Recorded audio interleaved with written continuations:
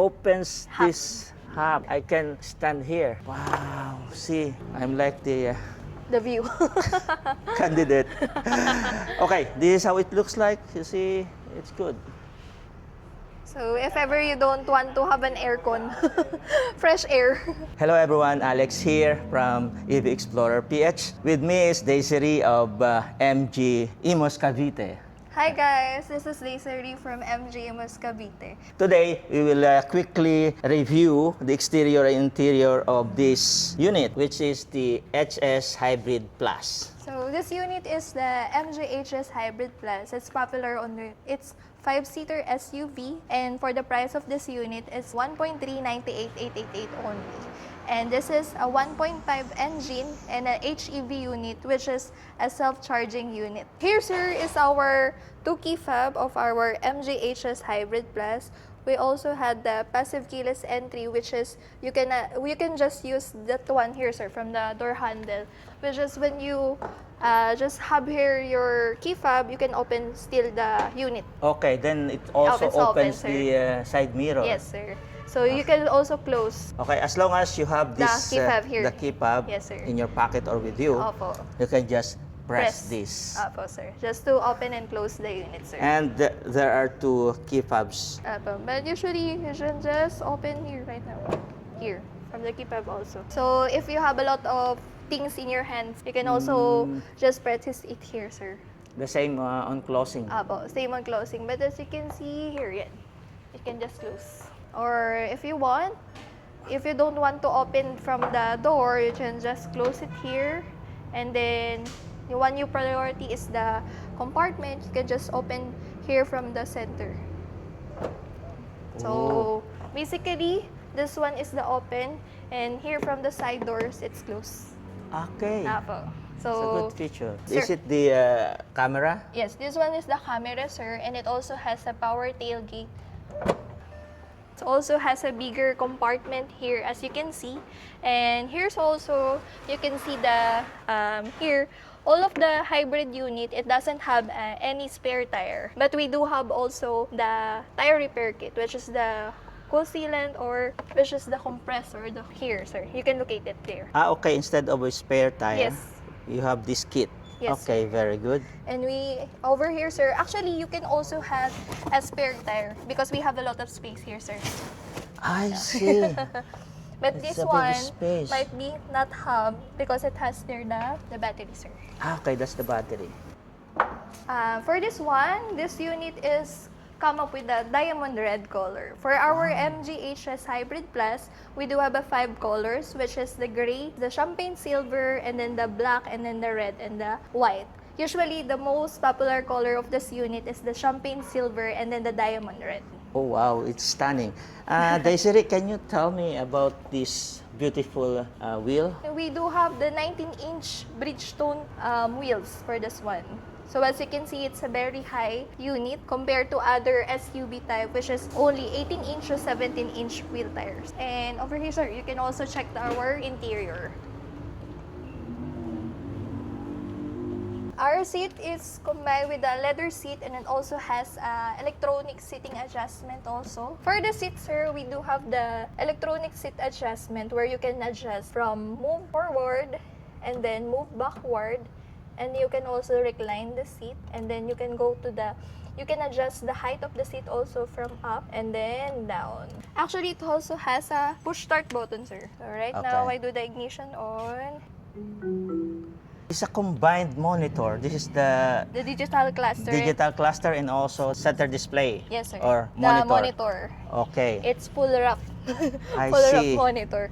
As you can see right now, sir, there's no any sound or vibration because yung gumagana sa atin ngayon, sir, is the EV. Electric the motor. Yes, so electric Okay. motor. This is the button of the unit or from the steering control. Okay. Right now, here's the adjustment for the monitor, which is from the sound here. And then here's one is the cruise control. And also, for the steering control, we do have a Adjustable. telescopic adjustable, sir. Okay. You can adjust, sir.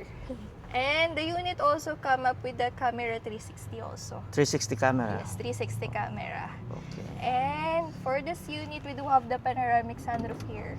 Ah, you have the panoramic sunroof also Yes, sir. with this price range. Yes, sir. For this price range, you come up with a panoramic And sunroof. it's big. Yes, sir. For the infotainment, we just have infotainment which is na Apple Android CarPlay, and we come up with the wireless charging also. Ah, okay. There is one only for one phone. One phone Okay. only, sir. So right now it's charging. Yeah, and then this is the gear, right? Yes, sir. This is the gear, sir. And then as you can see, we come up with the electronic handbrake also. So we do have a big space here and also here sorry. And there are two cup holders over Yes, there. 2 cup holder here. Can we open the hood? Yes, sir. We can open the hood.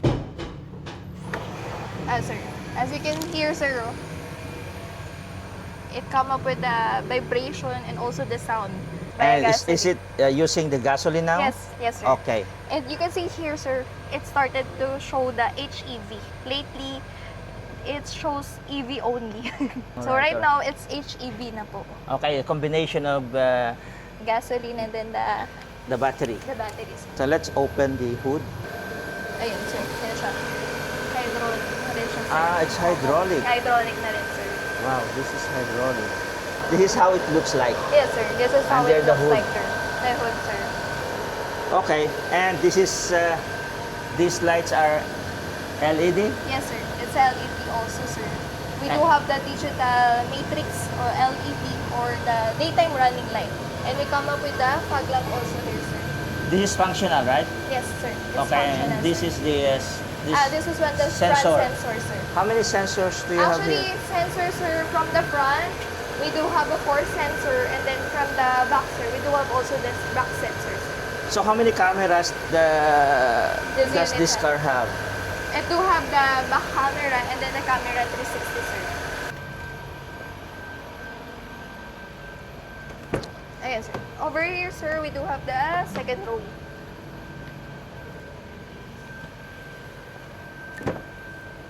For the second row, sir, as you can see, we do have the premium leather seat. And we come up with the cup holder also here. A 2 cup holder.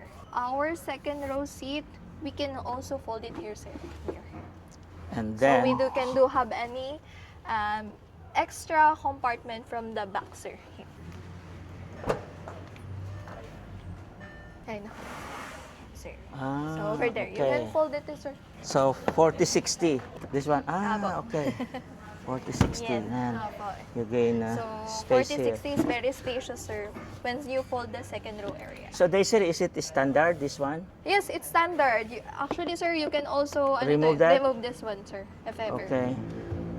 So the And sunroof. It has a big sunroof sunroof. actually, but can we open and close it Yes, by actually, voice? No, MJ doesn't have any voice command. So let's see how spacious it is. Yes, sir, you can see the legroom, the headroom. It's actually spacious here. Yes, sir.